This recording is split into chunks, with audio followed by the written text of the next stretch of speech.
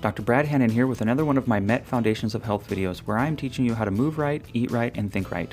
In this video, I will be discussing stress. We all know how emotions can have an effect on us. We know if we are suffering with stress, worry, fear, anxiety, this directly affects our digestive system, our sleep, blood pressure, blood work, physically can make our muscles tense, and much more. But here's the problem. We don't create successful strategies to conquer our emotional health.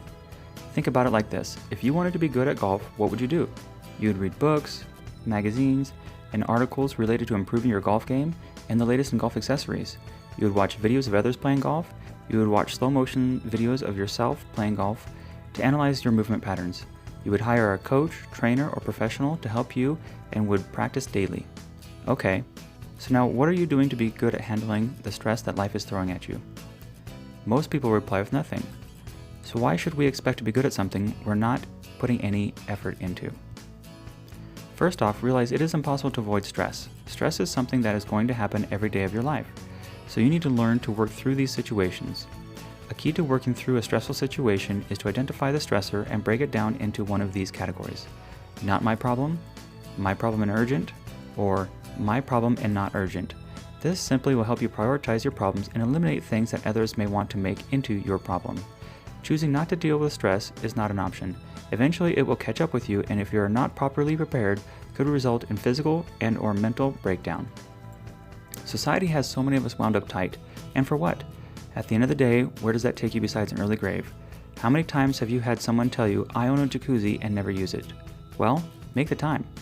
Everyone needs to figure out what they can do on a daily basis to reduce their own stress. Here are a few suggestions. Laying down, taking a bath, smelling scents like essential oils or candles, prayer, listening to music, reading a book, exercising, eating specific nutrients known to help with stress or replace nutrients depleted from prolonged stress, meditation, balancing your blood sugar, and this is a critical point, painting, using herbs known to help with stress, and seek professional guidance. The body through the sympathetic nervous system activates the adrenal glands during stress. Please understand that stress can be more than just actual mental stress. It can be from imagined mental stress. It can be from lack of nourishment, chemicals, toxins, trauma, lack of sleep, extreme heat, extreme cold, too much exercise or physical labor, and other reasons. These glands were designed to be turned off and then turned on during periods of stress. The problem is many of us are chronically, daily stressed, and this results in fatigue of the stress response system. This results in a reduced ability to cope and handle stress. I like to simplify things by thinking of it like you have a stress response tank.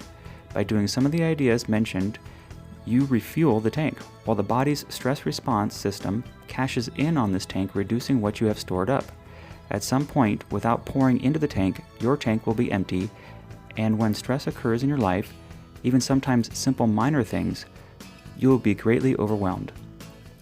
So I encourage you today to take 20 minutes out of your day and pour into your stress tank. It's not being selfish, it is simply taking care of yourself. And remember, when you want to feel your best, think MET. How are you moving? How are you eating? And how are you thinking? And this can steer you in the right direction to achieve a healthier you.